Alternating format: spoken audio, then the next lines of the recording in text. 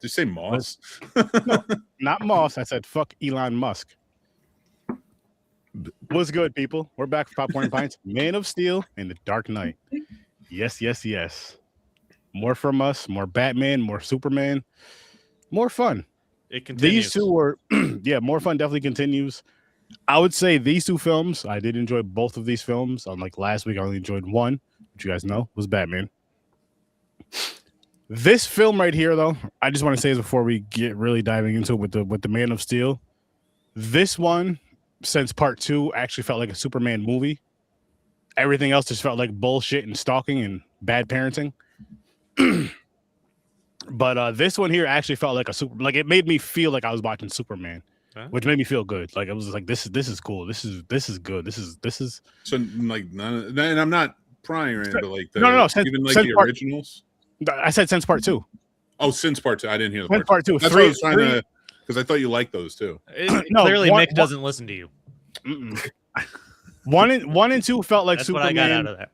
3 and 4 felt like super garbage, and the last one felt like Super Stalker Returns. So this felt like an actual Superman movie, and I like how it almost felt like.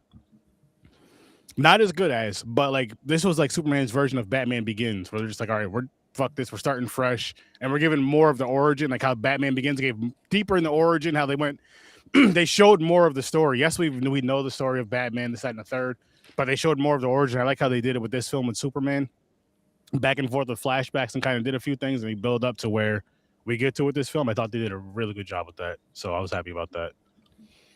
So are we starting with Man of Steel? Oh yeah, I just feel we might as well just keep, just because again, going back to the first episode, we've been starting with Superman, so just do it all the way through. But ratings first. Yes. So with that said, Fade Theory, what is your rating for Man of Steel? 30. It's like you're saying. This, some reason I really saw this is underrated. Wasn't there a lot of people who didn't like this movie or something? But I thought it was pretty good, so I'm going to say 8. Okay. I really enjoyed it. Stories? How about you, good sir? I actually really enjoyed this movie too. I think this one got me on the Henry Cavill bandwagon because I've enjoyed watching him and everything he's done since. But and I'll touch more on this some of the points you mentioned just previously a few minutes ago. But yeah, 8. I'm 8. Nice. Gamer? Not too bad. I had a good time with it. I've seen this one 3 or 4 times, and I feel like every time I watch it, it decreases a little bit for me. I'm at, give or take right now, I'm at about a 6.5. Ooh, interesting. Mr. Manhattan? Cavill did his thing, though.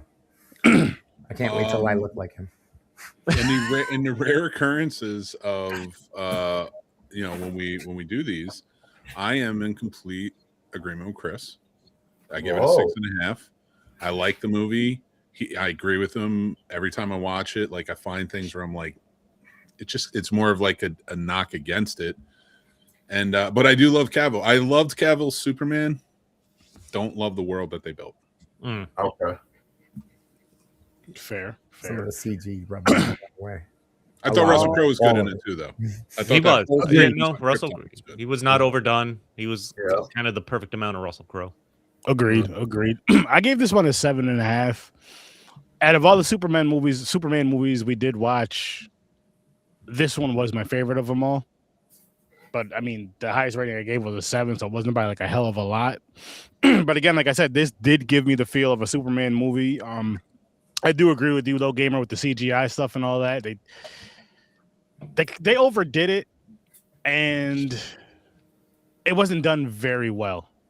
Because I understand for these type of films they have to do it, and I'm not mad when these when superhero films have to do do CGI versus horror. I hate when horror does it.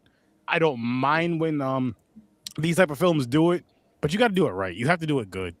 In this universe, it seems like every set piece they had, all of the atmosphere had some type of a haze due to the type of environment it was in.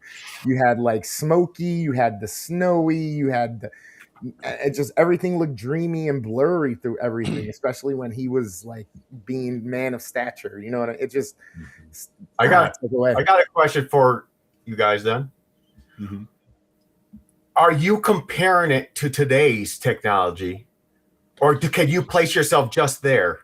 But that's And the that's thing. what the Like, this was CGI was like there. This was 2013. Like, it's not that far ago. And like CGI, although components in the world of visual effects have definitely upgraded since then, and with every passing like movie and especially superhero movies like this, but it's not like they're so far beyond. That's not like Superman last year had so much more technology than this one did. It's just, it was two different perspectives really on who Superman is. This one was, very honestly, like, we had, like, this was the one that set the Zack Snyder universe on. And we have to remember, this was Zack Snyder's first film after The Watchmen that was set in this world of DC, because The Watchmen's a DC product too. He did Sucker Punch and stuff as well, but like when he did this was literally an answer to Superman that matches The Dark Knight. Now, they were never going to be together. They said that from the beginning, but they definitely went for it. And Zack Snyder was not tapped to build DC's movie studio when he did this. This did well, and then he got the sequel, and then he was like, I'm building towards Justice League. I have a plan. And it's the rest of it. We can get into that when we do Justice League and Batman vs. Superman. But this didn't have a huge plan. They just wanted a Superman movie that was similar in tone to Batman, or The Dark Knight, I should say. Not even Batman Begins or Dark Knight Rises. They wanted The Dark Knight. And that's why, like, if you look at it, they have that gleam, because it's that like shimmer and shine that he has whenever they look at him, is because Batman is supposed to be dark and brooding, cold. And then you're supposed to have Superman, who's more into the light, but he shot it like it was dark. It feels almost my problem with one big problem with this movie is it feels too cold for a Superman movie. Okay. That's personally. Isaac, no, I can see what you're saying. Yeah, he was But very straightforward. Honestly, to counter that, I feel like coming off of the Christopher Reeves movies, Superman Returns, it was refreshing to get this take, something different. I like that the tone shifted. Obviously, The Dark Knight's a huge influence. Dark Flight was 2005, or something like that. This is 2013. Obviously, you're playing off the success, or not Dark Knight, but Batman Begins came out 2005. So you have the Batman movies that happened before this. Well, we are talking, just to interrupt for one, and I'm so sorry, I don't want to do that. All right, asshole. Because we're talking about The Dark Knight with this. Yeah. It is instrumental to make sure that everybody understands, and I'm talking to everybody out there. What year was Dark Knight? Batman Begins 2008. It came out 2 months in July after Iron Man came out. Okay. So you got to remember, all of these movies, 2008 set the tone. From going forward, those were the tone. Batman, or The Dark Knight, is, in my opinion, the greatest comic book superhero movie ever, hands down. And they've gotten just as good or less than. Like, The Dark Knight just for some reason hit right. And I think they were going for that with Man of Steel. I remember the rushes. I remember it was like, everybody, we need to be a little bit darker in what we're going for and things like that. So it's I think it hurt a lot of properties going forward. You know, like Chris was saying, I like the take on him fucking basically becoming Ryu and traveling the world and fucking taking different jobs and trying not to. They brought a different tone to this that I appreciate, and I wasn't sick of seeing by after 5 Superman movies. Like, you get a slightly darker tone. I can understand you want to play off the success of where Batman's going by this point, but it's Superman. He's never been a dark character theatrically in the comic book. Yes, there's some darker storylines, but this isn't the kind of character where you can make that gritty type movie. So you're walking a line here, and it's difficult. And I like the way Zack Snyder at least handled it for this. You have the Flash. This is the first one that really dove into some of the challenges as a kid, which I appreciated. You get a little more of the background. There's more character development, I feel like, not just for Superman in this movie, but fucking General Zod. Grandizer had a comment about General Zod. I thought, and I don't know the actor's name, but I really enjoyed him as the villain in this. Yeah. When they did this, there's a lot of really good Superman graphic novels that are out that you can get. One of them's Birthright. That was a heavy influence on this one. And that sort of and Birthright was written in a way to kind of retell the origin of Superman, but also, and like this movie did, touch down on like what Smallville was doing. Because Smallville was really building a lot of lore to Superman as a kid that really helped, like, I think, solidify Superman in a lot of people's eyes on screen. And like he's just not this overpowered thing and stuff anymore. Now, like there's a humanity, there's an integrity to him, like how this plays out. And I think they're incorporating all of that because it is instrumental, his growing up. And one thing I do want to point out that Superman did travel after he got out of college. He travels the world. He learned every language. He went everywhere. He would help people under disguise, figuring out who he was.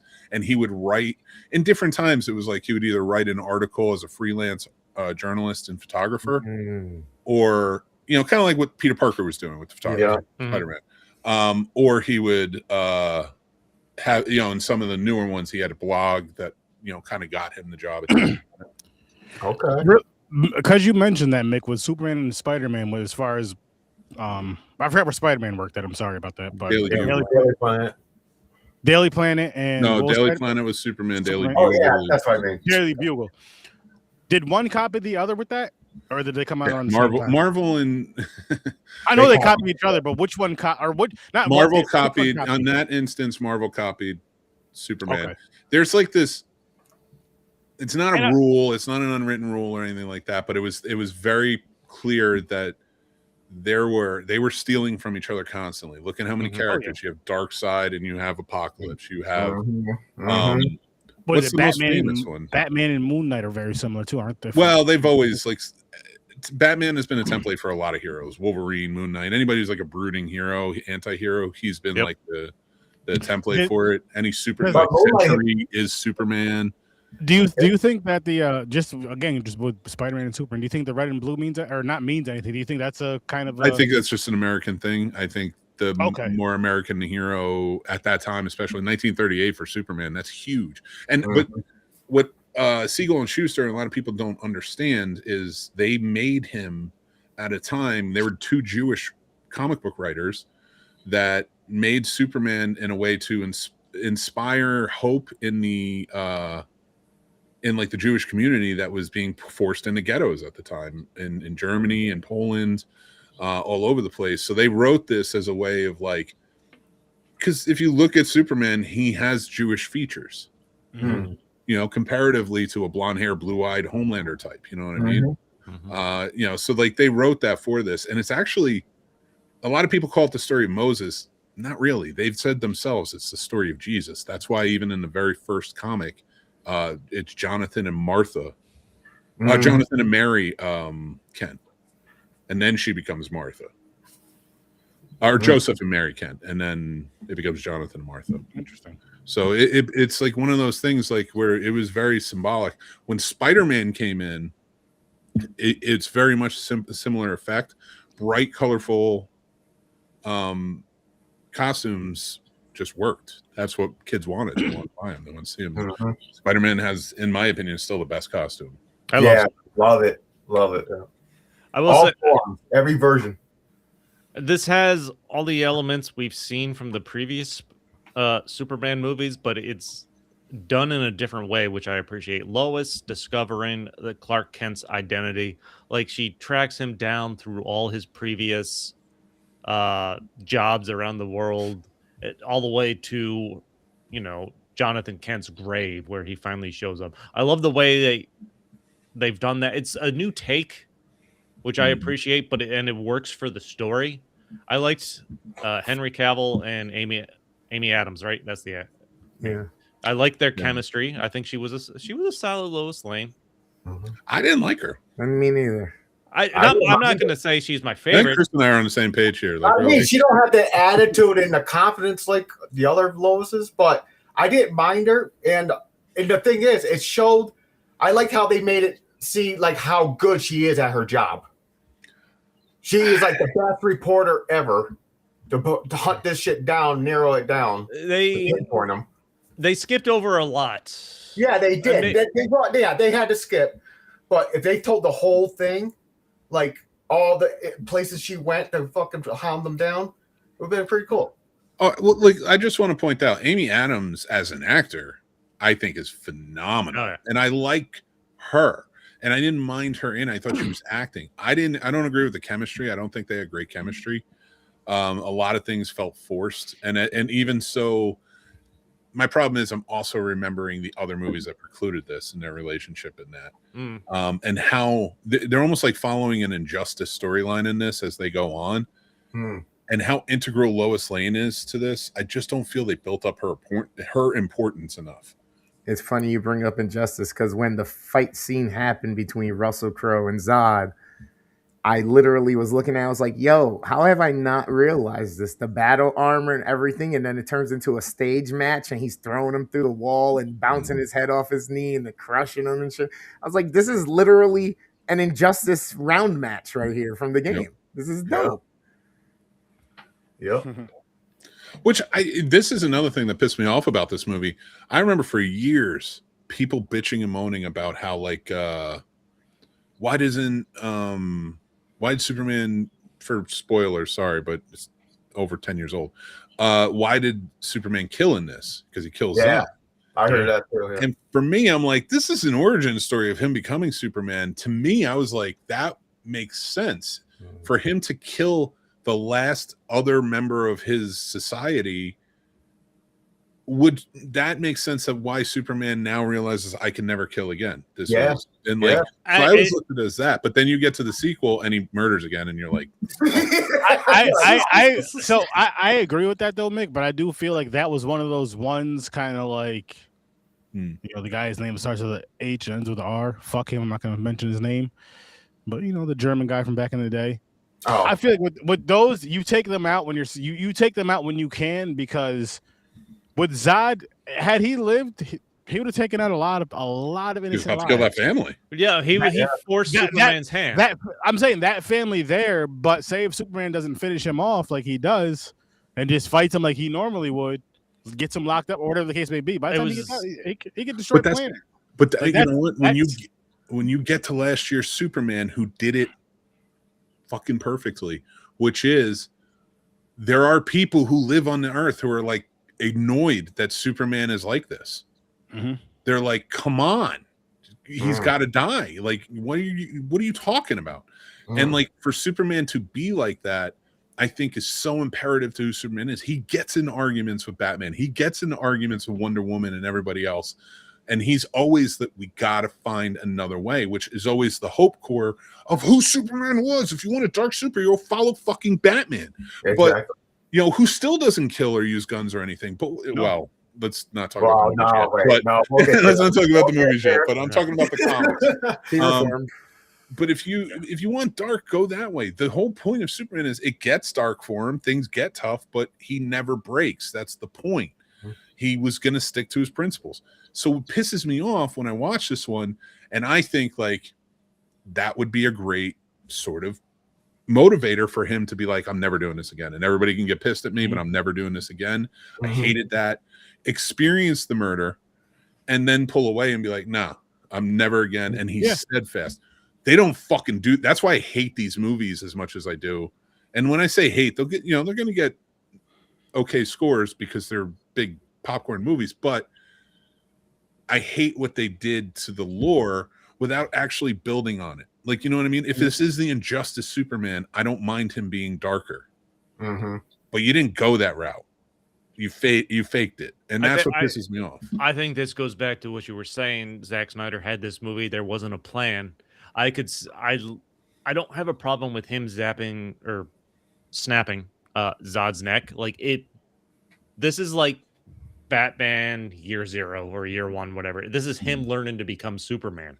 This is like Birthright. This is like, whereas that was Year One, this is Birthright for sure. Yeah, he's growing into letting the world accept him and exposing himself, and he has these set of principles, but he comes across the end like the only other person left of his civilization, and this is the only way literally to save somebody. Like it's the absolute last resort. and the fact that you're forcing him to make that choice, I think it's good storytelling. What I liked about Zod, but I'm sorry, I got sidetracked. But yeah, you're right. They don't build on it. Like, it's not a springboard into anything else, and we'll talk about it more next week. But I got. Oh, go ahead. No, I was just going to say what I really liked about Zod in this one. The actor pulled it off. They gave him the background, like the added Krypton background, where children are programmed for specific jobs. He's programmed. He's not motivated by anything specifically like that. He wasn't programmed for. He was programmed to protect Krypton, and he believes he's doing that. Like, they gave a backstory to this villain, unlike previous Superman movies. Which I like that more. I like that build on it. Yeah. But I got a question for you guys of what it's if Batman had Superman's powers, but everything else still bad, like Batman's morals. What type of a hero would he be? And then he would be exactly Batman. That's happened. That's a legit thing that's happened. And then I would say same thing, which I guess I don't know if you can't necessarily call him Superman, but let's say Superman, but flipping it with Batman's money and his his Clark Kent is Batman. They switched that too. Really? Yeah. Oh yeah. Comics have done I didn't know this. Well, you have to understand a big part of it, and I was going to talk more about it next week when we do Batman versus Superman. But a lot of people like to think of like Lex Luthor as Batman as Superman's like opposite. He's not. Or like Joker is Batman's opposite. He's not. Batman and Superman are stark contrasts of each other. They are the opposites. And you know, they have their rules, and that's what it is, but they are very much against each other in a lot of things. But they respect each other. That's the thing. They always prove to each other that they are as good as they say, and that's where the respect comes in. It's beautifully written, but like there's things in the cartoons where Superman has had to dress up like Batman. There are times where and like they're shooting at him, and it's like, what? He's bulletproof. So, you know, stuff like that. Like so they have played it up. Batman's biggest power in a weird way, and I will argue this, is his humanity. Penis? Oh. Yeah. That too, I guess. But he gets a lot of women. He has a lot. Is it that, or is it the money? Yeah. But he doesn't really spend a lot of money on him though. When you like go to your watch, he'll like go out to dinner. First of all, you're wrong. The whole ballet was on a boat of his. Yeah, this movie, we get to that. It's his boat. He literally he owns everything. He's spending the money. But you guys cater it, all the drinks, all the food. He's spending money, dude. It's not hotel. It's not magic. That's like he's literally bringing women to every place he owns. Okay, right. Yes, he's spending money, but that for him, on them, he spent money on the Real Chinese estate. guy he had to go and get. All of that was, but we'll get to that movie. And on the first one, he bought a hotel, real estate investment, Well, You know, tax deductions. he's all about. No, I would argue that Batman's biggest power is his humanity, especially in a world where there's metahumans, and he stands toe to toe with them every time. Agreed. He knows he's limited. He's always known he's limited. He doesn't, and it doesn't bother him because that's not the point. Like, the point is to make them realize, like, we're doing this for humanity. Like, this is what you're the whole point. So he's a constant reminder for other heroes of that, and I love that. And they got some things right in Batman versus Superman. Some, the Ultimate Edition, anyway. Which we'll get there. Is that okay? Is that the one we're watching Next week with Dark Knight Rises? Oh, the Snyder. Okay, yeah. Okay. Yeah, because the Snyder movies basically had his own trilogy with a couple outliers and such. But it was Man of Steel, Batman vs Superman, and then the Justice League. Okay. And still went nowhere. You're not wrong. That's rough. So. No, also another smaller aspect that I appreciated in this, they actually talk about Superman's S symbol and what that means, which they haven't really done.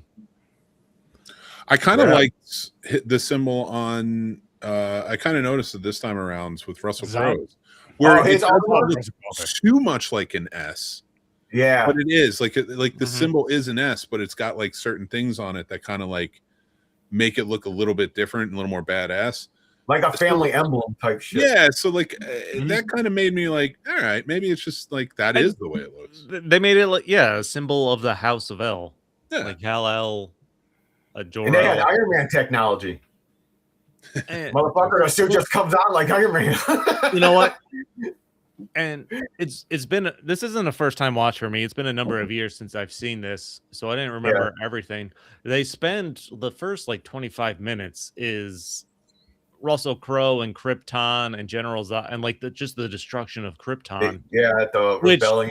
sounds like a lot. With 25 minutes worth of time ish, sounds like a lot, but I feel like they did it good. Like I wasn't mad that they spent the time to establish that background, especially going Grandizer earlier. Grandizer said a comment about Zod. He goes, Zod was a great villain, but you're on his side in a way. Because he was trying to help his world. Zod thinks he's doing what he was programmed to do. Yeah.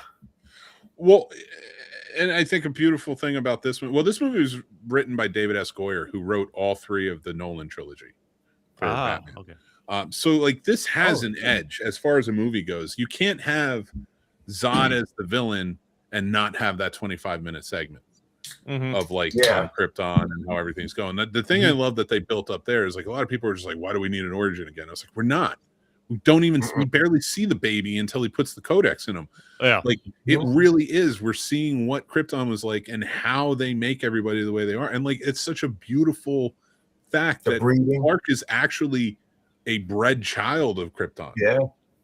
You know, the literal last son of Krypton. The first one in decades. Naturally born child.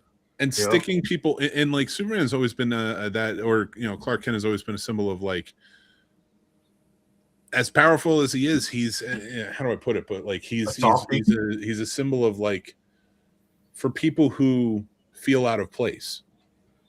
He's always been sort of a fish out of water trying to fit in. And I always liked that about Superman. And that was always a cool quality that they had to him, is like he always made you feel like you were not just an outsider, you know? And for this to make it so that way that like even more reinforced, it's like we make you who you are here on Krypton. And then what do you call it? You know, we make you who you are on Krypton, but like he didn't. He beat the odds because of Jor-El and Lara. I don't know. I think I find beauty in that. I find like a certain, no, that was good. You know. By the way, the final battle of scene, the climax of this movie, they absolutely annihilate Metropolis. Like they just so many people died. So many people died. It is blown to shit. Yep. Who's responsible for more deaths in these cities where superheroes are? The villain or the hero? One. It's Superman. It's Superman. No. Like, I'm saying no. I'm saying is it the villains or is it the heroes? Because I'm like, yo, it's both that are fighting each other. Okay, I always say with this, like a lot of people. Oh, sorry, go ahead. But because I'm thinking of just because we're having this conversation, and then what popped in my head really quick was DBZ. A lot of times those guys will be, yo, let's go way the fuck out here and fight in the middle of nowhere because we know we're gonna destroy a bunch of shit. And these dudes are like, yo, we're in the biggest, most populated city. It's going down right here in the middle of the street. But that's the thing. Like, think about that from that perspective. He's a first-time superhero. Right? None of the other superheroes that exist in this world have shown themselves like this. Wonder Woman exists. She didn't show herself. Flash, all of them. So he's the first one out in the open. He's never lost a fight. He's always been super strong. So like people, and now he's always been alone. So he's been dealing with that loneliness. And then people from his home planet come. None of them care about where they're destroying. They're going to destroy Earth anyway. That's what they want to do. Yeah. It makes sense that like a bloodthirsty, vicious Zod would destroy the city he lives in to kind of just destroy his hope more. But this Superman is also, he's a farm boy from Kansas. He's not a military expert. So like he doesn't know strategically how to get them out of the way, do this. Plus he's dealing with a lot because he's never had anybody on his level fight him before. a lot of people shit on this and was just like, I can't believe they did this with Metropolis. It's like, okay, maybe you should have done it in another city, whatever it was. I felt it added real weight in doing it in Metropolis. And you can know in the sequel, they build back up, they're doing well. I thought it worked. And plus, Superman 2 when they fought.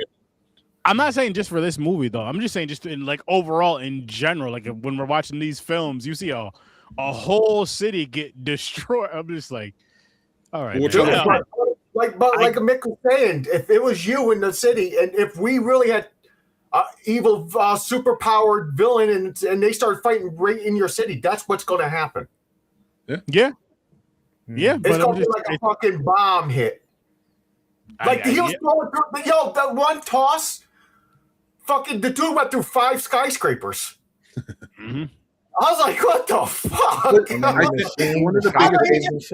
Everybody in those buildings. And I'm like, I know they're not every fight can't be on the weekend to where all the nobody's working. Nah, they were all working. They were at the daily. That's what I'm saying. It wasn't on the weekend. They did not cross the line on that. You didn't see you seen the skyscrapers and shit falling like rocks. They didn't show no humans getting crushed. Because they were terraforming the planet. That too. Like the whole fucking planet's wiping out shit. Yeah. Come on. But still. Well, that's the thing. I didn't think it was a bad deal. And it's not like I liked it. But a lot of people got shitty about it. They got real that was a big deal when this movie came out. It was that's why in the Batman vs Superman, not to ruin it for anybody, but when a certain somebody shows up and they have to fight this indestructible being, R. Kelly. Superman draws him away from Metropolis. Yep. He brings him to another place, and I don't know who's seen the movie or not, so I don't want to ruin it for him until next week. Yeah.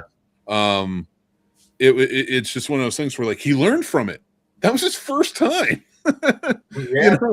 At least he learned from it in the sequel. There are things they did get right that I feel like people were like, "This is bullshit." And I'm like, you were the same fans who were bitching after Superman 2 that they were it was a little bus fight and this, that, and the other thing. It wasn't this big brawl. It's you got your brawl now. Shut the fuck up. Yeah. Oh no! I'm not complaining. I'm not you, but I'm talking about that was what the audiences were saying. Mm-hmm. It had the little monologue. This is the perfect version of doing that. I love Dragon Ball Z. Don't get me wrong, but they make it where they just blow up a quarter of the earth. They taking out islands and shit. Very true. So they're just damaging the city that can rebuild. If you take out a whole fucking island, you can't rebuild an island. But if there's nobody living on there, you're also not taking a whole planet, destroy a whole fucking planet. Listen. We didn't get there, James. We didn't get there. You gotta calm down a little bit. but no, I'm sorry I mentioned that nursing home. Again, it's not just this Superman movie. I'm just saying there's Superman movies. You could say superhero, not Superman. You can say superhero/hero movies because the vigilantes aren't necessarily super. Just those movies, the cartoons, everything. You can watch the animated series of any of these movies that we're discussing, and a whole city gets destroyed every fucking episode. I'm not, and it's more of just a conversation. It's more of a conversational thing of why not I'm complaining or whatever like that. It's just it's crazy that it happens all the time when the main thing is to save so many lives that I'm like, yo, it's Monday at 12 o'clock. People are on their lunch break, going to get lunch or at their desks. Boom, there goes How many people did you actually save, Superman and everybody else? Batman. Batman has less damage because he's not superhuman. He's not destroying buildings much, except if the shit blows up. Okay. Do we remember the Death of Superman comic when he and Doomsday completely obliterated Metropolis? Yep. There you go. Then so when an army of Kryptonians come in, they have to be at least as powerful as one Doomsday, I guess. Of course they're going to do that. I'd say I don't know why people are arguing this versus arguing with the idea that New York still had buildings standing after the Avengers fought the the Avengers. Yeah, that's crazy, right? Yeah, it's come on, they had giant snake flying machines. And what are we talking about here? The flying whale. Yeah, all right. Whale. Let me ask this. Mick, you talked about Zack Snyder having this movie prior to there being any kind of real DC plan. Do you think if there's a plan, how does this movie different? Ooh, of course. I don't think he had a plan. That's the thing. I don't think If was a plan. no, if they're hiring Zack Snyder, telling him he's going to create a universe, how does he handle this movie?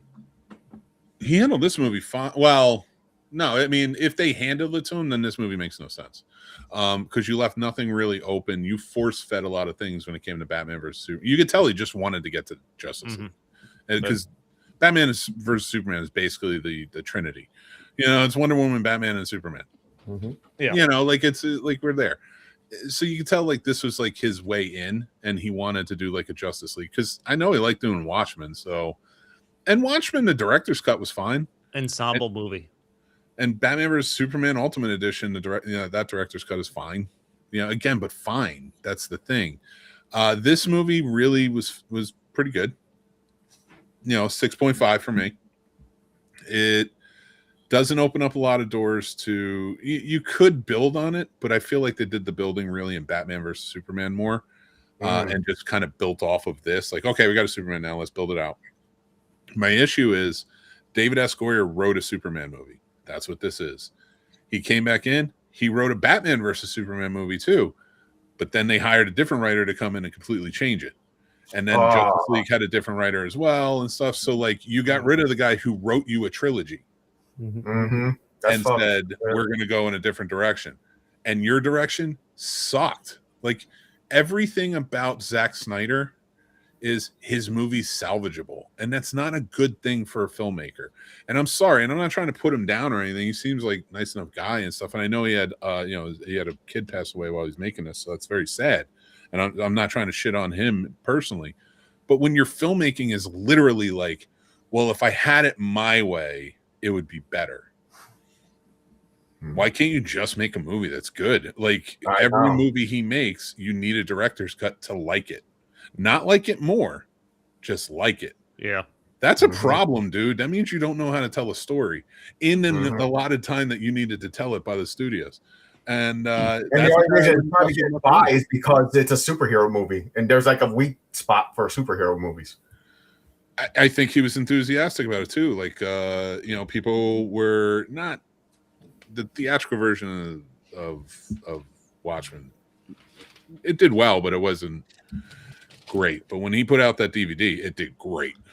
He is somebody that needs director's cuts. You hear that a lot. That phrase a lot when you hear Zack Snyder. And you shouldn't. No director should need director's cut.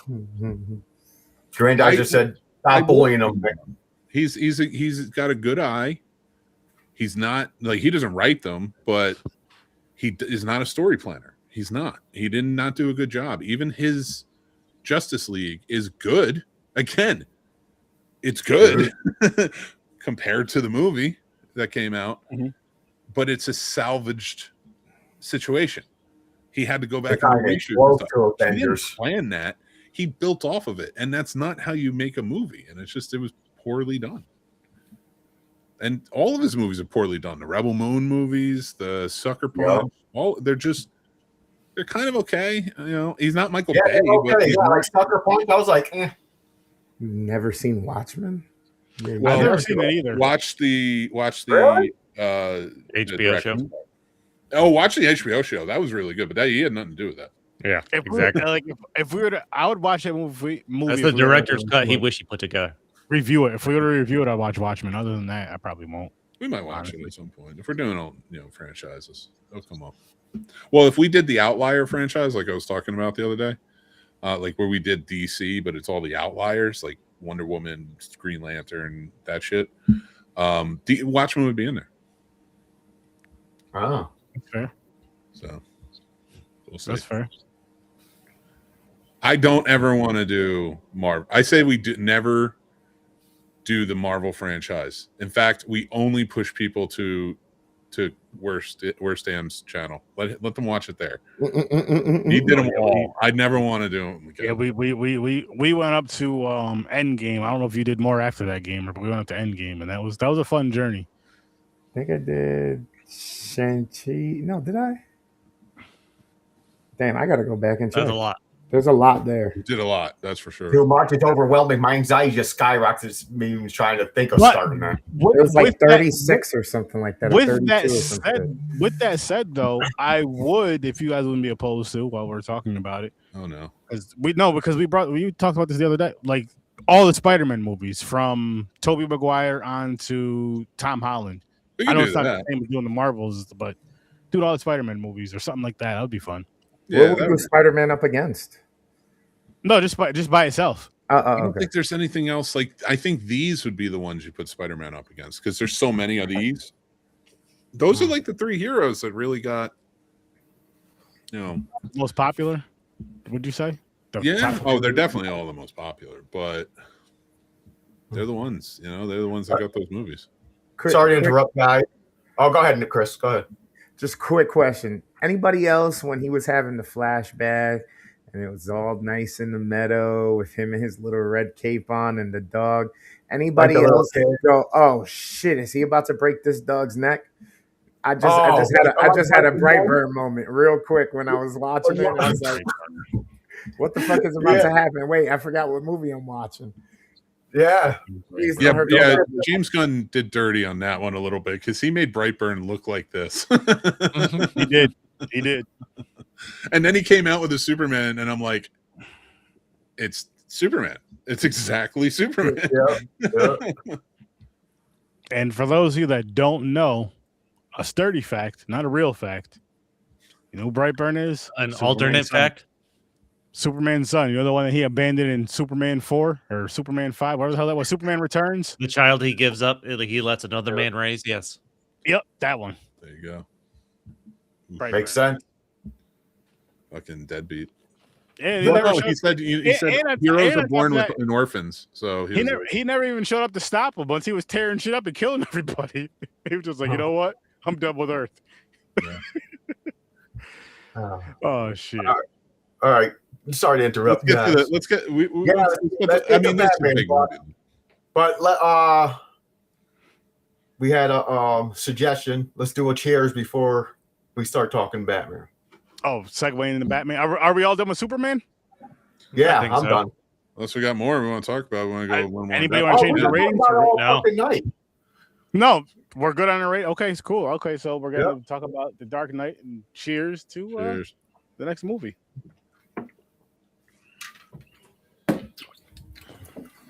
All right, Oh yeah.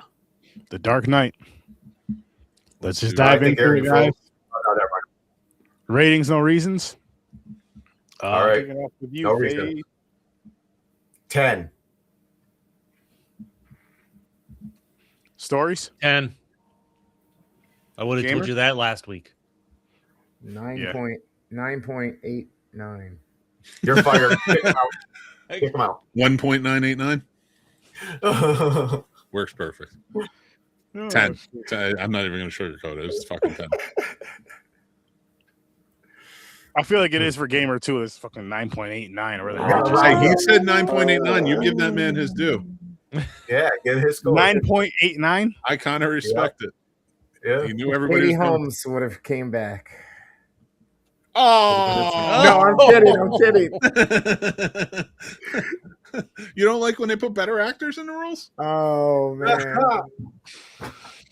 I gave this one a 10 as well. This was awesome. This It's one of the best was Joker fucking versions oh, ever. Heath Ledger is fucking like the man playing Joker. rest in peace to Wow. Heath Ledger.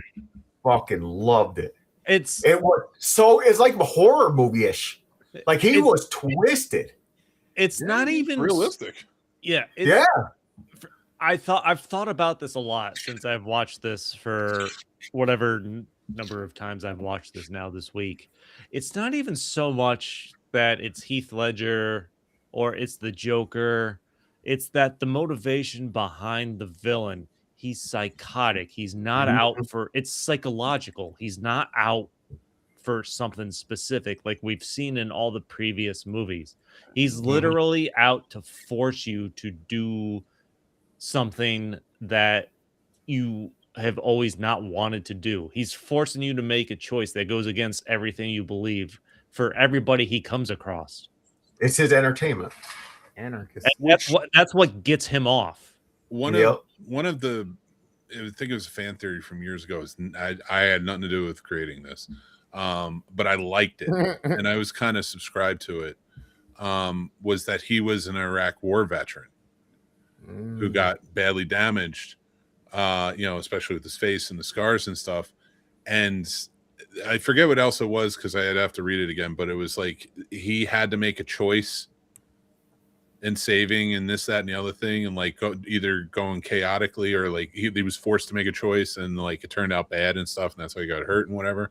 So when he comes back, he feels like a freak, and when Batman starts going around, that's when he feels like he's able to go out. Now he's able to be himself. He is the Joker. He's that guy, and that was like what they called him in the army and such too. Again, in theory. So like I kind of subscribed to where I thought it was pretty cool. And that's why he's so good with explosives. He's so good with weapons, things like that. But he's just chaotic. He's just, everything is chaos. Listen, the first 6 minutes of this fucking movie is possibly the greatest opening to a movie ever. I'd have to really sit down and buckle down, and I might make a fucking list of the greatest movie openings ever. But this is going to be in the top 5. You introduce the Joker, barely ever seeing him. You actually never see him. The bank, the bank robbery where he has all the people just killing each other. It sets up a character without really having dialogue. There's not a lot of dialogue. There's a lot of action. You get the sense of who this guy is as he's going. It's utter fucking brilliance, this movie, from beginning to end. Agreed. It really is and in my opinion, the perfect sequel, because it's a sequel that you don't even need Batman Begins to set this up. You don't need The Dark Knight Rises to end it. Like it really does. It goes to such extremes in so many beautiful ways and has a tragic ending. Yeah. It's this fucking, if I could give it 11, I would.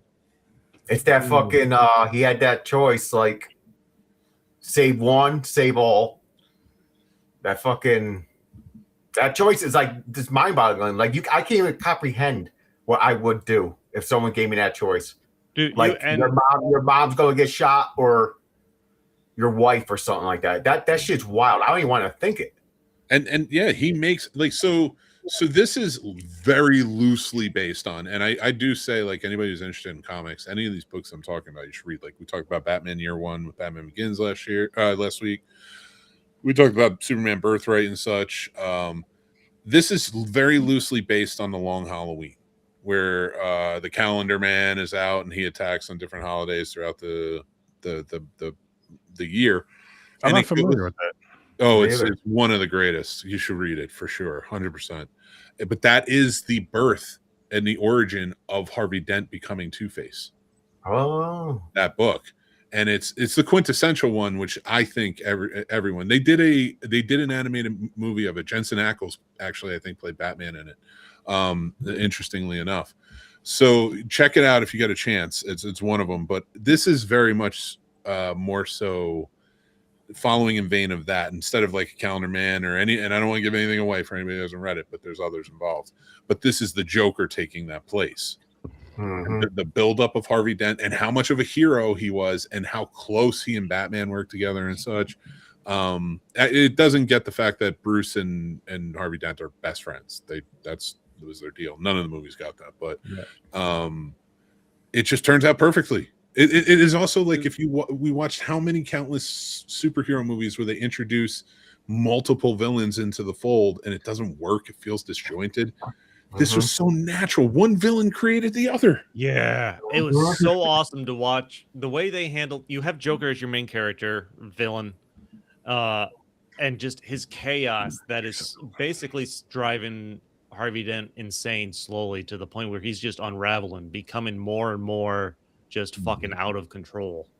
Until he creates Two-Face in the bed in the hospital, which is just such a fucking amazing scene. I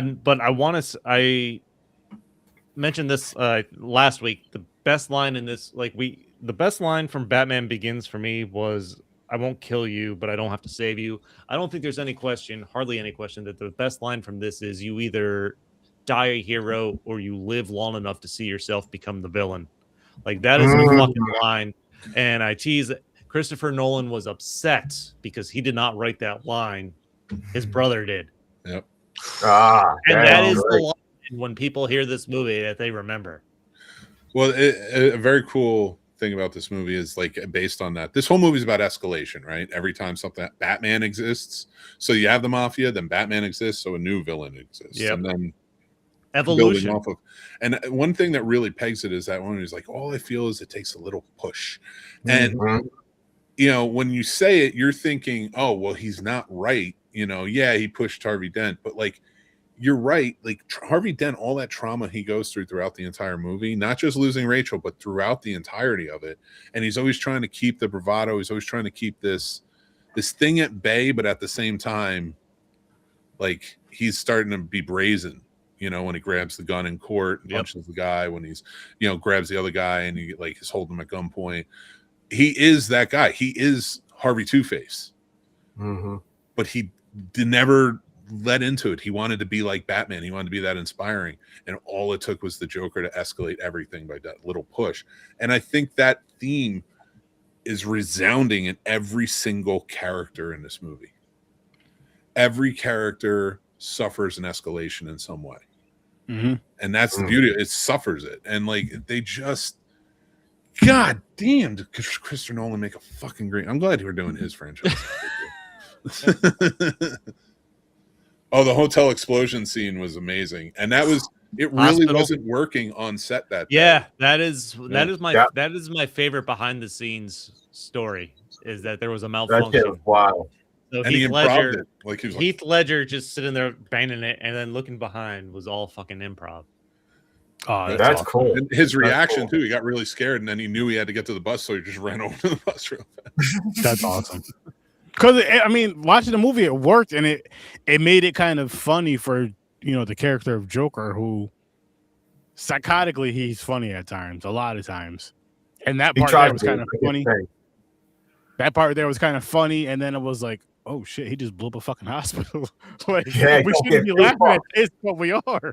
And to lighten that mood, Heath Ledger would ride his skateboard to different set pieces between scenes. 2008 was the birth of the only Joker fucking costume anybody will ever wear on Halloween again. I one point I like with this movie with Heath Ledger is I hate fucking celebrity glazing and all that shit. Fuck celebrities, but I respect good fucking actors. Yeah, and we lost him so young, but man, was he brilliant! Not just in this, he was great in everything he was in.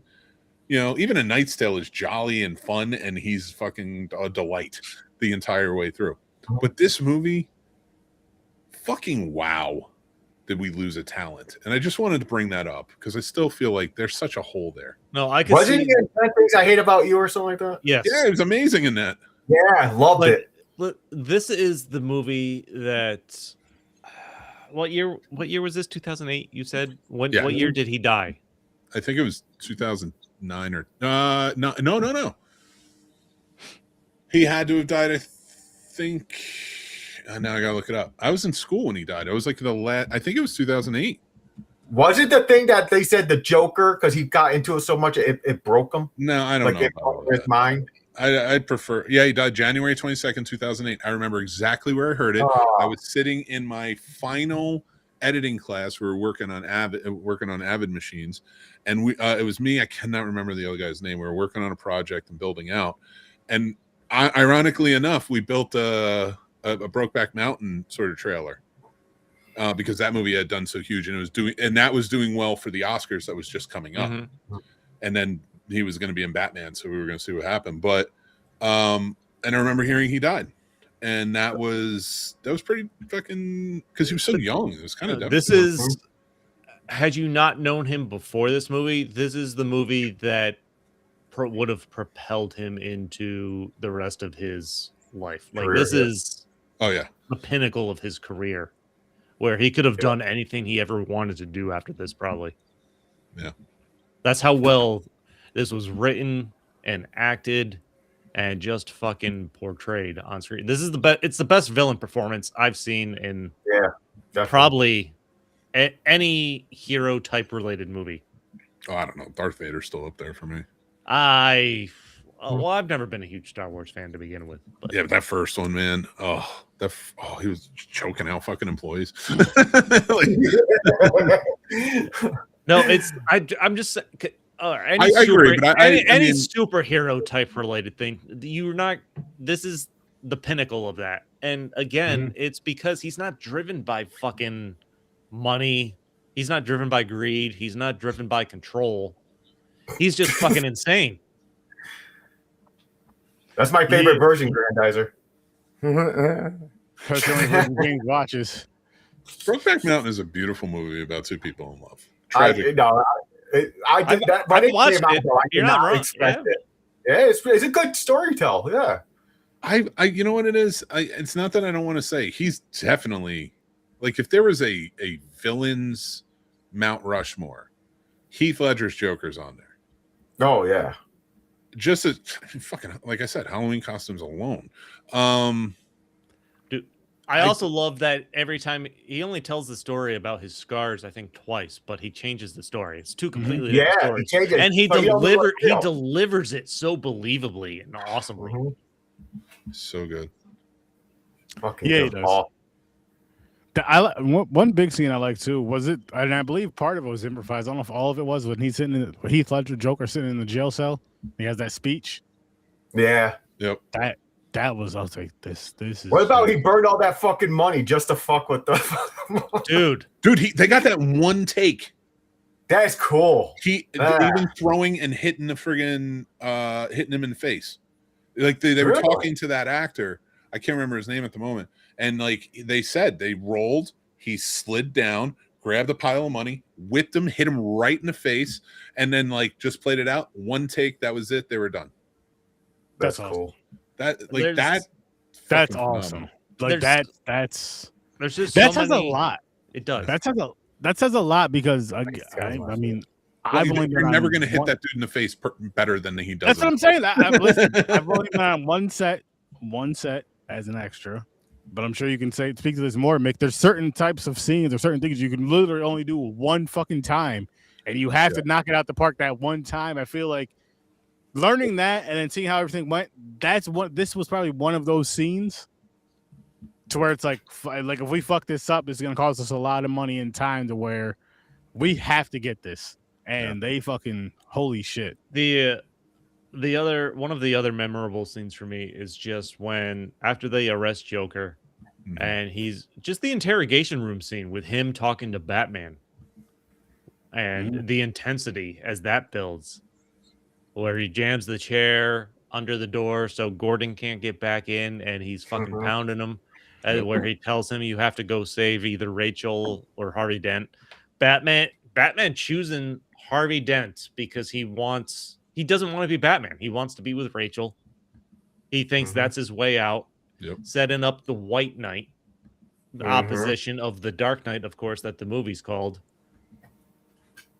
There's like fucking that got fucking intense. And honestly, I think one of the most iconic scenes from this for me is when they're trying to transport Harvey Dent after he said he was the Batman. You have the whole chase there where Joker's after him in the tractor trailer. After the fucking tractor trailer flip, it was in the trailer, and this is just a fucking image that has stuck with me where you see the trailer flip up, and then you have the Joker in the street with his fucking gun, and he's just like, come on. And Batman's coming at him. Yeah, on the motor. It's just fucking, that's like one of the most iconic scenes from this for me. I still, to this day, even though he uses that fucking voice for Batman, will give this a 10. This is like that Batman voice is hard in this movie. It is. It is. Yeah. I'm not wearing a hockey pad. Like, I get it. All right, dude, calm down. That was a choice. That was a real choice. But like for me, when I watch this movie and stuff like that, it's like those little things here and there. Let's go back a little bit. Remember we said it's the greatest introduction of a character ever, and you never even see him? let's keep in mind he has another amazing introduction where we actually do see him for the first time when he walks in. You reminded me with the interrogation scene, because the way he plays off of literally everyone in that scene, which is amazing. You have Eric Roberts, you have Michael Jai White, you have a bunch of other rarely credited actors in there, and like he fucking steals the show. Not even with his antics. Like the minute he walks in, you're like, holy shit. Yeah, you're like, who the fuck never take your eyes off of him. Nobody else commands the room. So like every scene the Joker's in, I love that. Again, it's escalation, and he commands everything. Remember, like you talked about when he's in the jail cell and like they're giving a speech and whatever, and he's just clapping, and it's just everything's transfixed right on him. But when that thing goes over, he's playing that up. He's commanding the room, and Batman gets the better of him. And it's just such a beautiful scene all the way throughout. Even that stupid, like when he rises up the building and turns around. But again, there's little hits, and I will never take a 10 off of this just because of the nuance that exists in this. Oh, this is such a great fuck. You have two amazing Batman characters, villains in this, and everything else, and somehow the Joker just is like, it's my movie. Fuck that Joker movie, dude. This should just be called Joker. Yeah, I bet I can guess Sturdy's least favorite scene, and that's when Christian Bale ruins his Lambo. I'm not too upset about it. It's not a muscle car. It's a I don't care about the newer cars. It's a nice car. Like, do not get me wrong. It would be fun as fuck to drive. But if I had one of those cars, I'd rather just sell it and fucking get a nice house and everything else I can get with the money from that fucking expensive house. I agree. No, I don't know cars, but from what I understand, that car's name is the Bat, but it's in, I think, Italian. Probably. Oh, Murcielago, yes. Yeah, okay, yeah, you're a car guy. You know. I don't know, but that's like the one thing I do know is like it's called the Bat. That is dope. At least make it black then. It was dark gray. It was black on black on black. Yeah, I thought it was like a rim, bluish black grayish interior. color. No, I thought it was a darker or a lighter color than that. It was a little bit lighter, but it had to be because it was hitting a black car. You have to light it a certain way, and like having a lighter car makes him more heroic. It was a matte black, just like the Batmobile. It should have been that Batmobile. I like kind of. As we reach the climax of this movie, Joker sets up the trap of the fairies as people are trying to escape Gotham City. You have a fairy with all the criminals and a fairy that's trying to taxi out regular people. And the dynamic here, I love it. Like, this feels like a great setup. And I think it played out really well. You have your one criminal that realizes like they don't deserve to live one way or another, as opposed to the group of regular citizens. But that's the beauty of that is, again, like when we're talking about how everything's building on top of each other, one of them actively chooses. They both make the right decision. Both votes make the right choice. One weirdly enough takes the heroic stance and just throws it out. Tiny Lister, rest in peace, fucking man. Devo got mind control over me still. And then you have like the other guy who's like shamed that he couldn't do it, and like everybody's sort of looking at him, and I'm like, but it was the right choice. This man decided to say, you know what, their lives mean something. And so I thought the juxtaposition of that, those two playing off of each other, still add up. Like that just means that, like, yeah, Batman's right. There is hope, and the Joker's right. There are people who are, you know, like they're not. It's not really about a moral thing. So I really think like the duality angle that they were going for in this and everything else, like those themes, they just every scene like reinforce them so well. Bro, could you imagine if we could have got a later continuation? Maybe of the Killing Joke or something, of him doing Robin in or something, how dark this was. Could you imagine all of that? Oh my God, a live action. Cool. You're speaking on Heath Ledger's Joker, right? Oh yeah. Oh, I mean, he'll shit. That would have been a fucking horror movie. Honestly, I feel like if Heath Ledger, which God rest his soul, I wish he was still here, had they made some, we would have probably got some solo Joker films off of that easily. Maybe. Easily. And on top of that, there may not be like the Joker movies that are out now. They may have never even existed because it's like, what the fuck is the point? Maybe we get a fourth Nolan Batman movie if he doesn't die. No, we just would have gotten a different third one. Yeah, he would have been in it. He's in there's a novelization of it. He's in it. He's locked up in Arkham Asylum. There's I forget exactly how it went down, but yeah, he's in the novelization. They had said, they were like, if he didn't die, Joker would have come back. And in fact, that's what it is. In the novelization, he's locked up, but then when everybody gets broken out, he's the fucking judge that Scarecrow played. So it would have been some darker times there. I think that if he had survived, would you have the Bane angle? Maybe, because Nightfall was a really good angle. They just didn't do it right. But we'll get to that next week. This is like, Joker could have been right back. You could have told a really good ending with it, and however that plays out. And honestly, don't bring Bane in. Have him go up against Joker, and like you said, maybe maybe death in the family, not killing joke. Introduce a Robin, like a real Robin, not fucking 28-year-old non-homeless kid. Well, that's not true, because in The Dark Knight Rises, it's Joseph Gordon-Levitt. Good point. A 28-year-old fucking homeless kid. He plays an orphan in it, so not necessarily homeless, but you know what I mean. Mm-hmm. Jock, he knows what he's doing. 2012-ish, let's say. That would have been around the time. 2010, 2012. Who would have been the person playing it that they cast in 2009, 2010 to play Robin? And which Robin? Well, I mean, if you want to be accurate, no, nobody would have been okay with Dick Grayson. Ooh, it could have been Damien, because Talia's in this with or in the next one with. It has to be Jason Todd. That's the only character that everybody's like, it's cool. Yeah, that's the Killing Joke. That's the one that dies. No, Killing Joke's different. No, wait,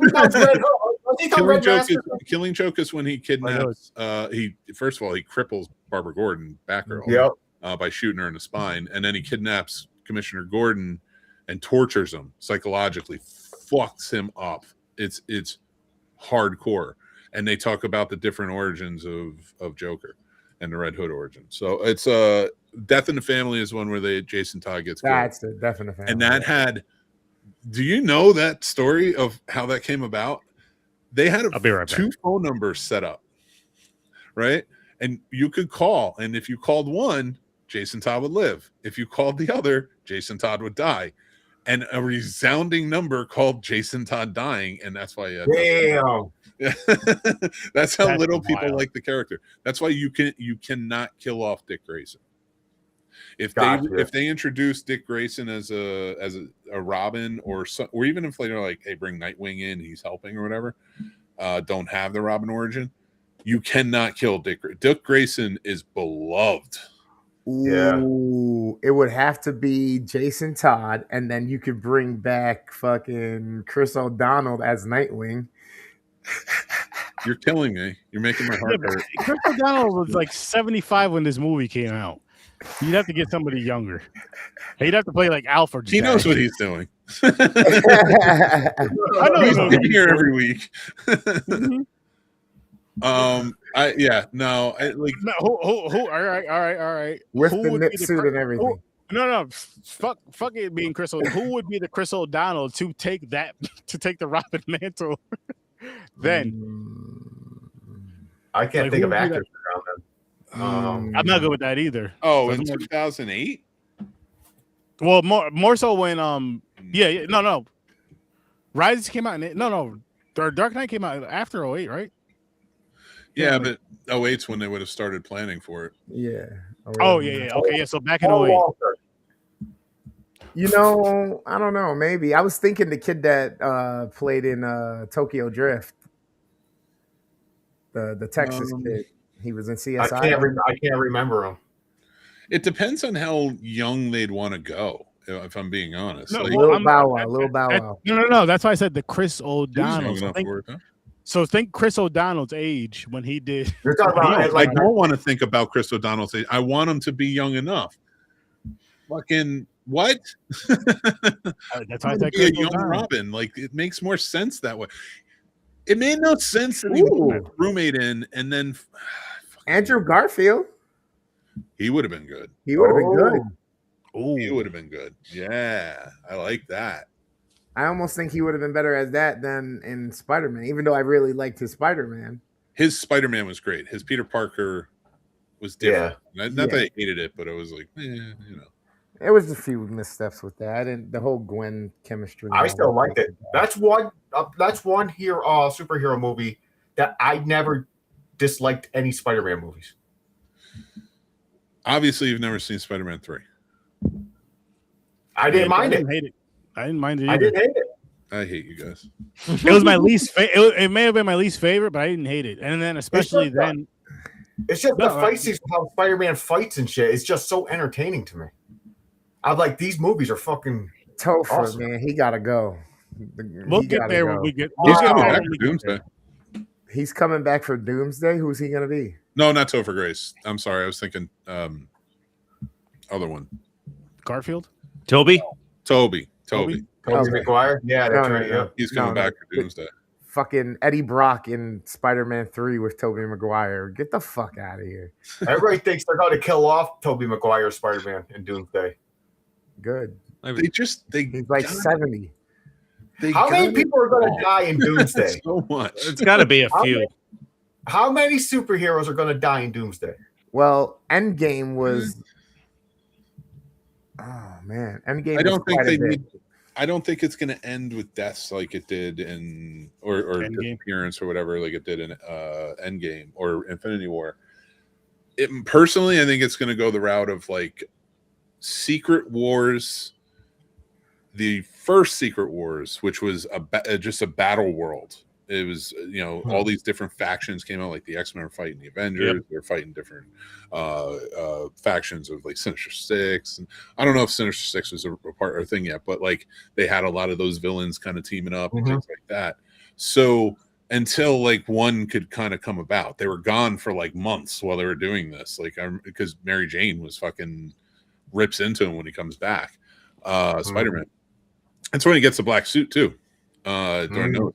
So I think Doomsday is going to sort of set that up, which is these factions of teams kind of battling Dr. Doom, and then go into Secret Wars 2, which was Dr. Doom, all-powerful God Emperor Doom. He builds a battle world, and it's different worlds that we're familiar with. So you have like Old Man Logan world where that's going on. You have all these different like places you can go. Marvel Zombies has a world, the whole thing. And that's how he builds it out, and he rules it. He's like the God King, and it's all of the multiverses converging together. And that's what the lead up was. So when the universe is completely bowed out, God Emperor Doom finally at his full power peak made this new world.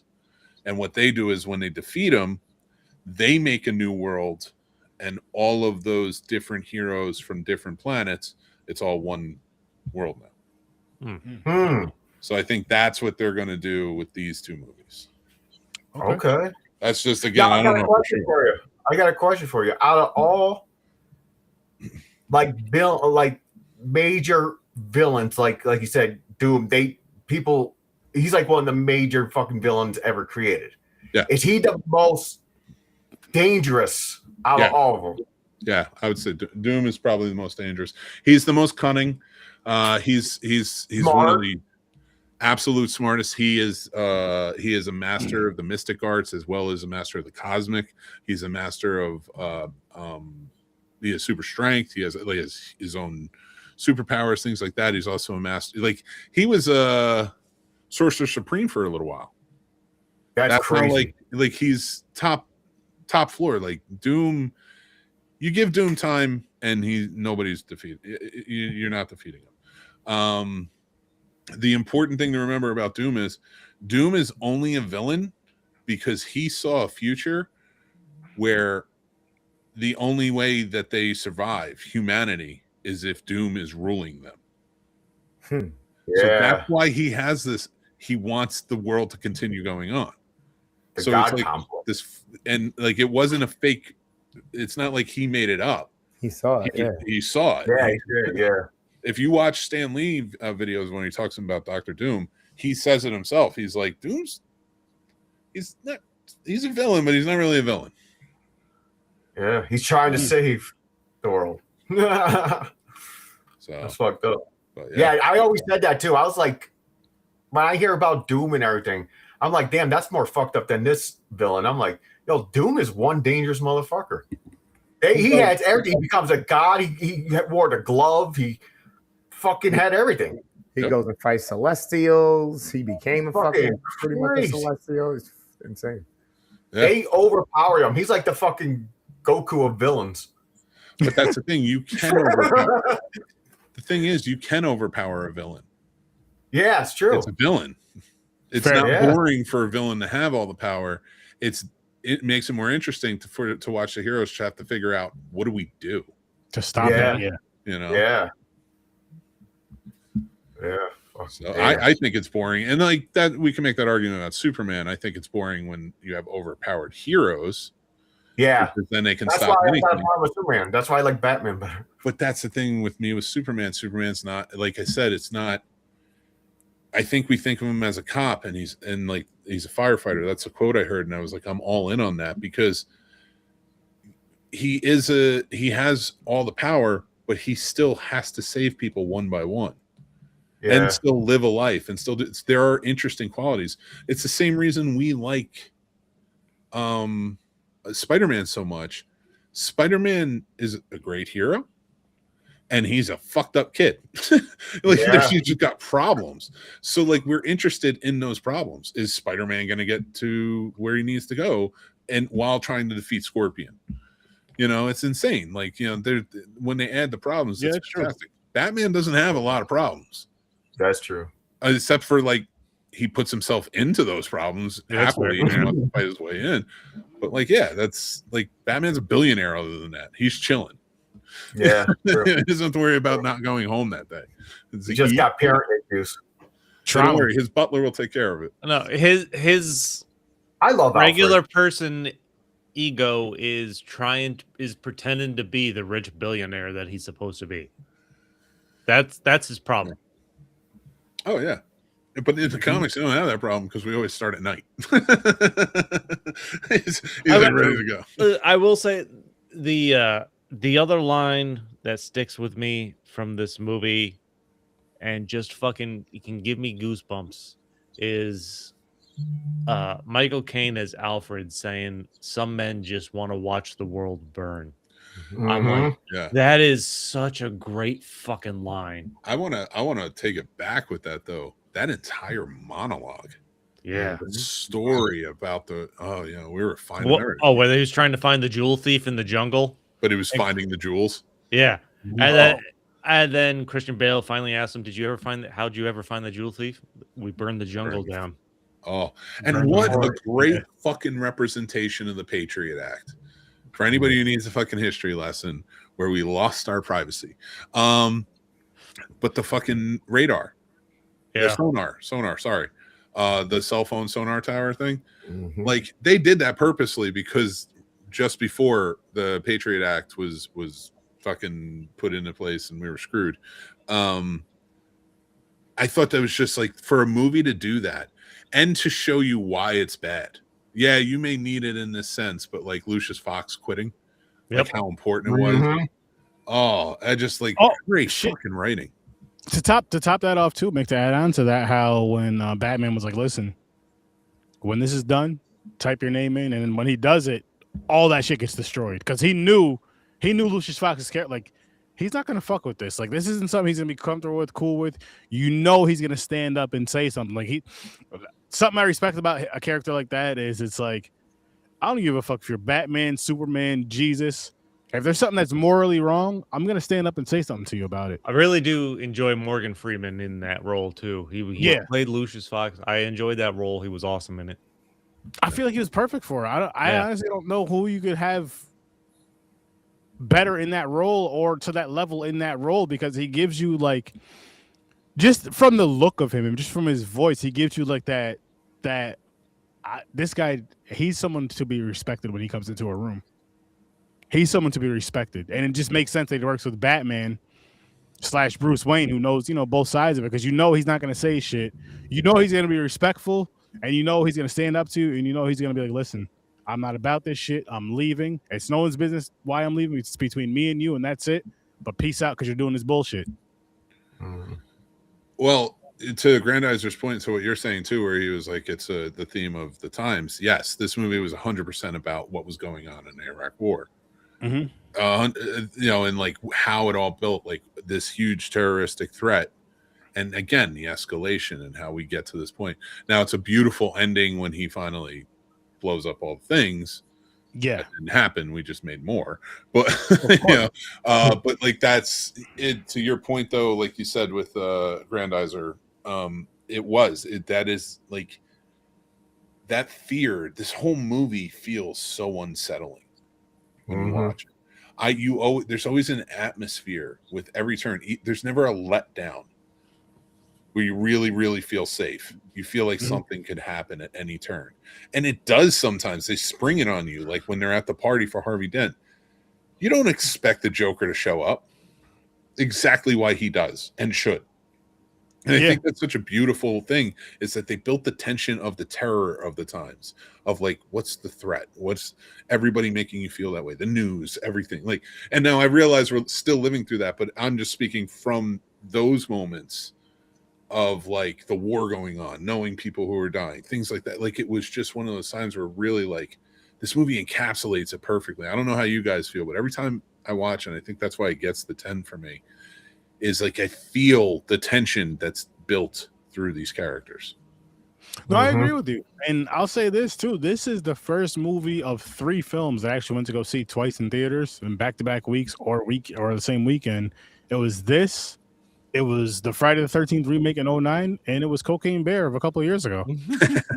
And with Cocaine Bear, honestly, it's a fun fucking time. And it was because I went to go see it with the wife that Friday. I went to go see it with Chris, Stories from Barker, that's following that same Saturday, because he wanted to see. I was like, yeah, I'll go. I was like, fuck it, I'll go both. Well, and that was when Sturdy and I were at the bar earlier talking about this. When I went to watch The Dark Knight, like it was like Wednesday or something like that, and I was so fucking tired. I'm like, but the dog finally calmed the fuck down, so I had that moment where I could actually do something I wanted to do. I'm like, I'm just gonna put this on. Maybe I'll get through like the first half hour and go to bed. And I've seen this a handful of times before. It's not like it's a first watch or anything, so I knew I was getting into. But I'm like, I got 30 minutes. I got fucking sucked back in. This is just so good. I've seen this a few times, and like I wanted to go to sleep. I put this on. I'm like, fuck, I got to finish this now. Like just all the way through. Yeah. Like these movies. Sorry, buddy. Even the Gordon storyline where he fakes his death and they actually have the police tell his family he's dead. Yeah. Right? Like, what the fuck? Yeah, you get the promotion of this is the movie that promotes Lieutenant Gordon to Commissioner. Commissioner Gordon. That's true. Dude. This movie does it. Sorry, my little point is just that I'm sorry.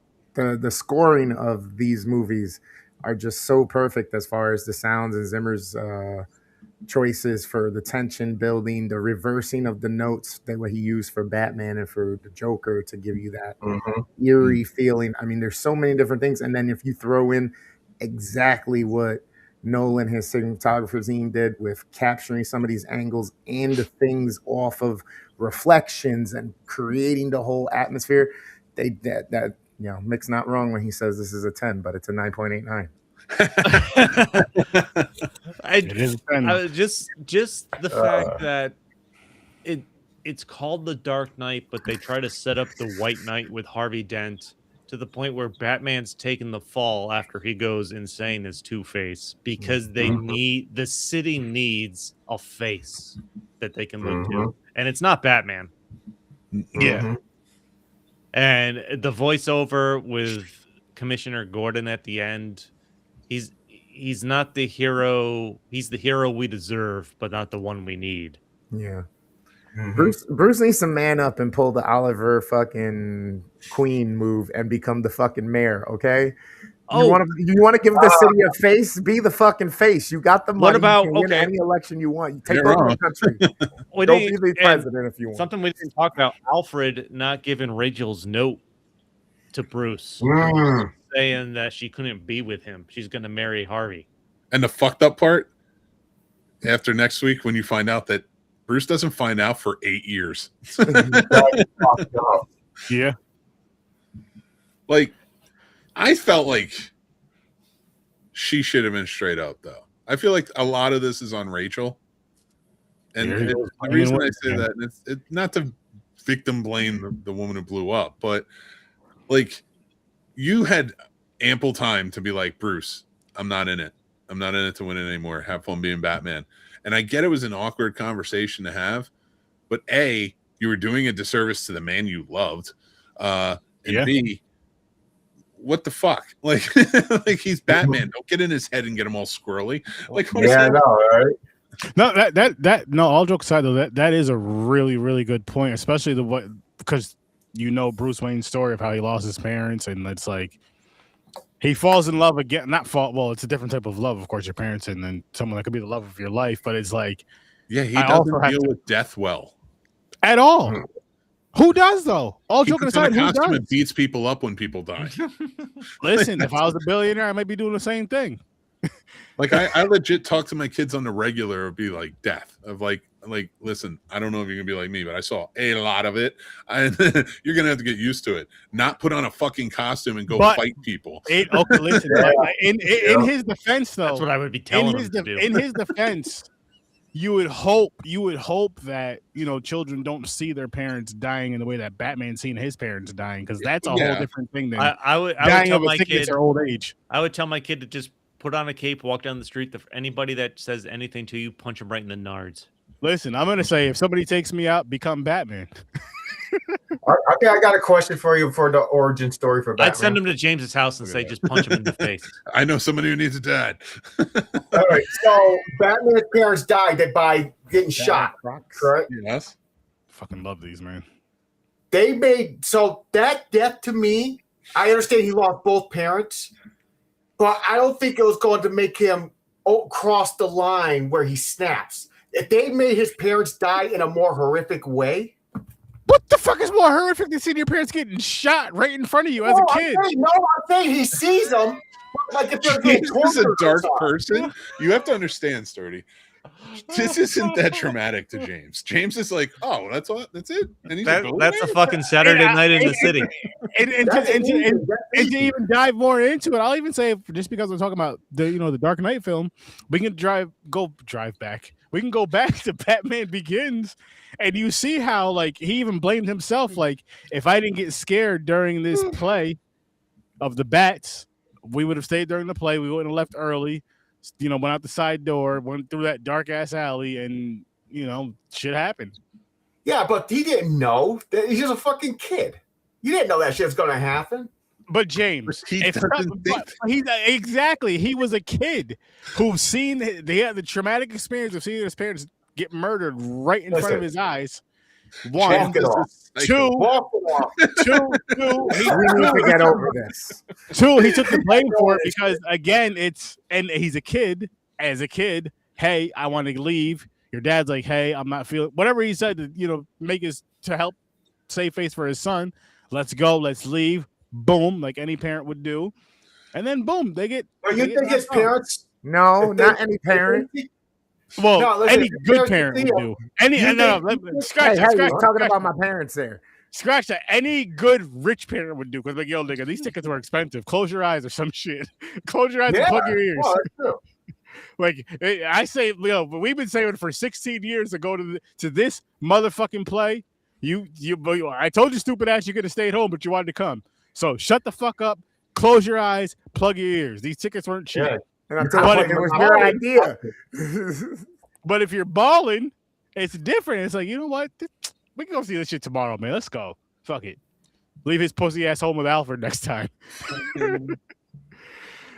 I just think they're playing off the First of hill. all, we should just The turn hill this is into, like, overplayed. weekly therapy That's for okay. James. It's not overplayed. It's not just like, we overplayed. should start reading psychology books real fast, and then each week stay 1 week ahead of James and just like try and take care of him.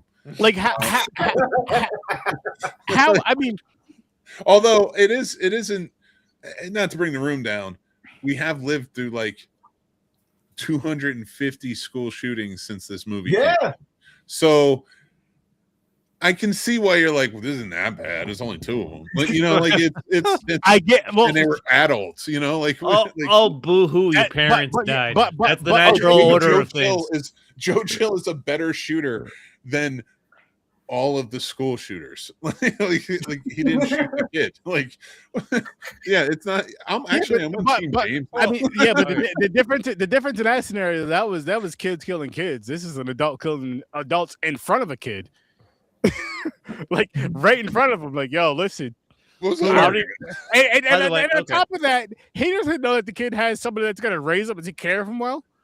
We might continue this conversation on my show on Monday. You want me to join? we have grown into a nation that doesn't think Batman's origin is tragic.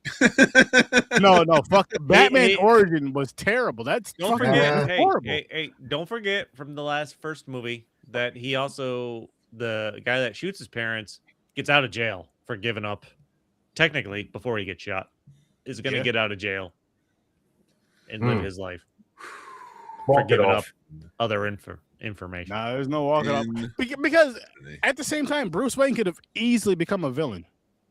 No, listen, that's what I'm getting at. They $5,000. This happens in real life. Do you hear super villains or someone turn into a superhero because that shit happens? It depends, because at the same time, that same person, again, if you have an Alfred in your life, that could help, because he seemed like he was a good dude. It's a lot easier. I mean, he did urge the child to become a bat. Hey, listen. You know, like, he was very enabling in all of this. You know, kind of throws the jabs at him. Alfred could have easily origin stories. Like, it's overplayed. I'm saying it's like it's not that tragic for me to make him turn into a superhero. What we need to do is have wild. Bruce Wayne's entire family on an island vacation, and then speedboats come in and mow down the entire family, kids and all, in front of Bruce. And then, that's the origin of the Punisher movie from 2004. Yeah, it is. Hold on, fucking Alfred's to blame for his battiness. Come on. Yeah, Phoenix Jones, look him up. He got himself in some trouble too. He was a real life superhero walking the streets, fighting the fight. Alfred was an SAS agent, okay, who became a butler. I'm sorry, it's not his fault that the kid's batty. It's 1,000% his fault. He started teaching him how to fight. The kid went crazy, and he taught him how to control it and harness it so he wouldn't go out there and hurt nobody. You are right. For the sake of a Batman fan, he would have him not go out at all. For the sake of a Batman fan, you're 100% correct. Listen, I love Alfred too. But I love his backstory and everything. Who's the worst dad who stuck around? I mean, the Winchester's dad. And who else? I mean, Batman even is batting 1,000 with all the kids he adopts and fucking has. Like, they literally get to an age where they can stand, and he puts a costume on them. It seems like Batman. Listen. What it is, kids don't fucking listen. They get in the shit. They find the Batcave. You know what? what? Find out you're a hero. I'm turning the fence. I'm turning the page on fucking Batman here. Because I'm thinking about it. This dude's just a psychopath in a fucking mask. Let's get nuts. There's psychology courses in college about his psychology and the Joker. Oh, he's nuts. But here's the fucking problem. He's the one that's sort of leading the charge of all the superpowered people. Yeah. Why are they listening to a psychopath? Exactly. I mean, he's the one that puts the Justice League together that we'll talk about in 2 weeks. Yeah, but that's true. He can take. I know that obviously they can easily take him out with a snap of a finger, but he could also take them all out. I mean, he gets the kryptonite. Yeah, he finds their weaknesses. Batman in underwear, and Batman put Robin in underwear and was just like distraction. That's why Woman don't he knows there's a lot of people that like people that look like a Robin, so he's like, listen. He's got to eye candy. He throws them in front of him, and then when they're looking at his legs, he comes in. He's like Batman. Yep. And Robin can fight later in the Robin can fight too. Still, isn't wait a minute? Another thing, a law he's breaking. That's child labor law. Wow. Only if you're paying them. He's not paying them. The vigilante part is illegal. and it depends on what Batman and it depends on what Batman movie we're talking about. Let's just going up through this ladder. If we're talking about the Chris O'Donnell ones, he was 45 years old, so that was a child labor. That movie don't count. I'm talking about the original Batman. Original Robin was like, how old is he? 13, 12? Yeah, around there. Look, listen. I fight crime. Your whole family died at a circus. Yeah, we're right. Because it's literally what he did to Robin. Robin's parents died, and he was like, I know how to fix this. Better than any doctor. Yep. Better than any doctor. First of all, Batman's a billionaire who battles pretty much exclusively doctors or professors. Mm-hmm. Like, he doesn't have a doctor. So who's the crazy one? Who's the wrong one? That's what I really need. Probably just blended up some money and injected it into their veins. I imagine. You know what? You know what the Joker's back? You know he got those scars? He was a fucking doctor because every Batman fucking villain is a goddamn doctor. Mm-hmm.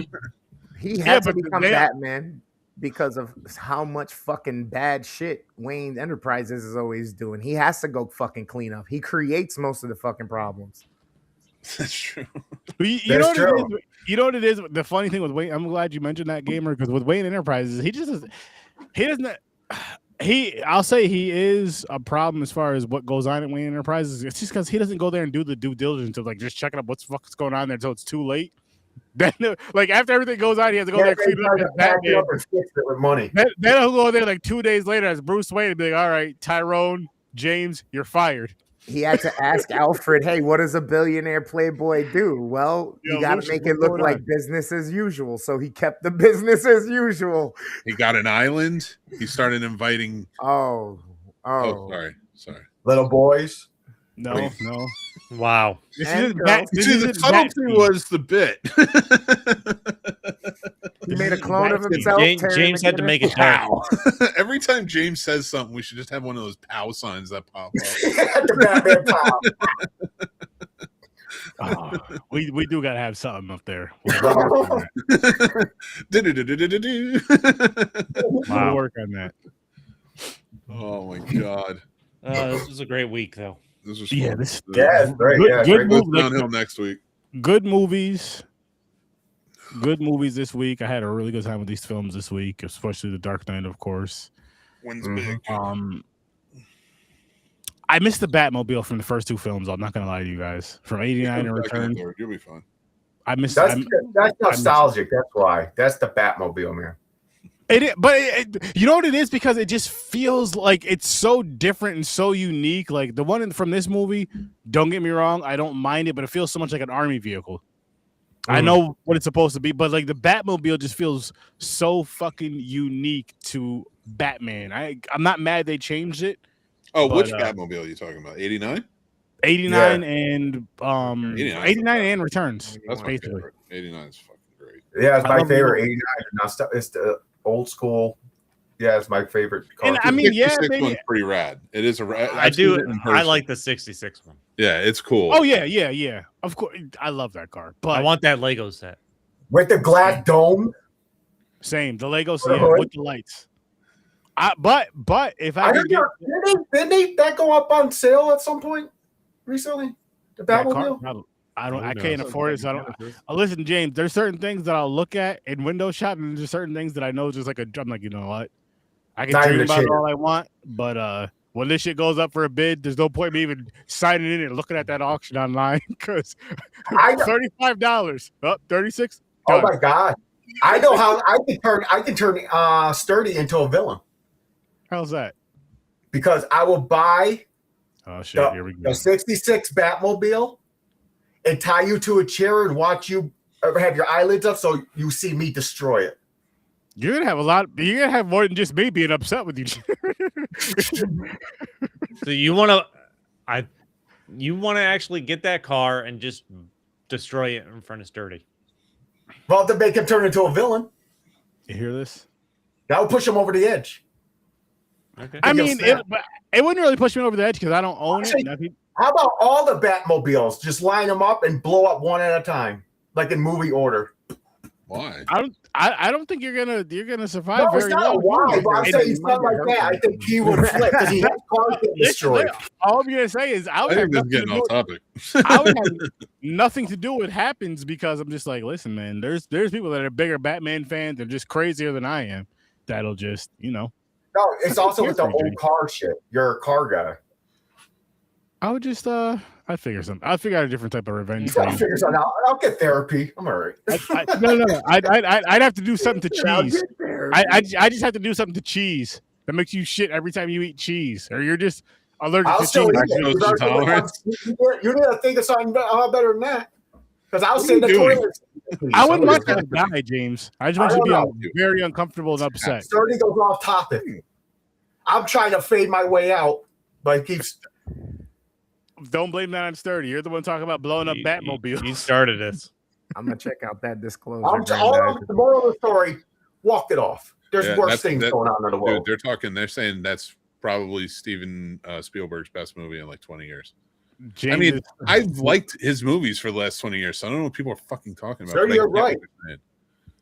I still think people need to see Ready Player One again because it was such a good fucking That's a good movie. That was a good movie. I thought I was going to hate it, but I liked it. Oh, I fucking love that movie. That was my favorite movie of 2018 Why do we never get another Ender's Game? because it sucked. I mean, it was okay. People could have been better then. That's true. I agree. Why have we not got another V for Vendetta? I need to know how things turned out. He's been vindicated. Fuck. Thanks for ruining it. V for Vendetta. What are we doing? Yeah. Now we're just shooting the shit. Yeah. Let's wrap this up. Yeah, I have to pee. I I wanna actually go to do bed. too. I have to pee. So Odyssey, Grandizer. Wash Yeah, up. let's see. Thanks, Grandizer. Johnny, you're right. I'll make the Joker a good guy. I'll break him. I think I'm more I wish chaotic. we could fucking go back in time and stop those stupid Joker movies from being made. one of these Yeah, days. that's one dumb of these as days. shit. I have I not, didn't, did I not didn't watch like the first. I didn't watch part two. I didn't watch either Gaga. one of them. Fuck out of here. I didn't watch either one They, of they them. had mind powers over some people. They were like, "We're Joker as well," and then it's all red pill or whatever. Fucking People got all angry. I could That not was like stand these movies. I was it was like, like "Are you part fucking musical. kidding me now?" Fuck that shit.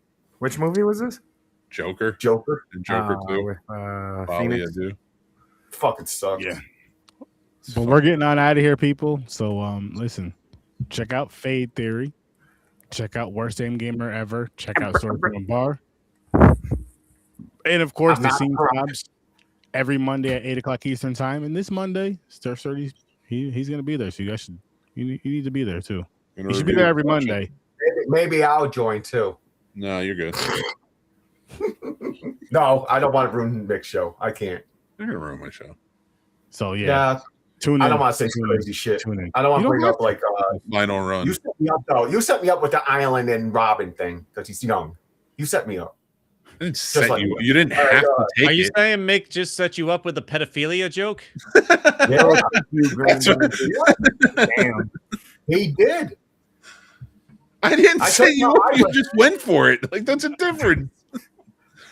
Dude, I can't control my thoughts. I say as soon as I think it. That's gotta not my read the problem. line. It's your problem. Well, if you were there to Maybe, raise yeah, him, maybe if you were there to raise him, Mick. Yeah, Oh, yeah. God damn it. So It's good coming back example. to me. Yeah. All right, guys, let's go.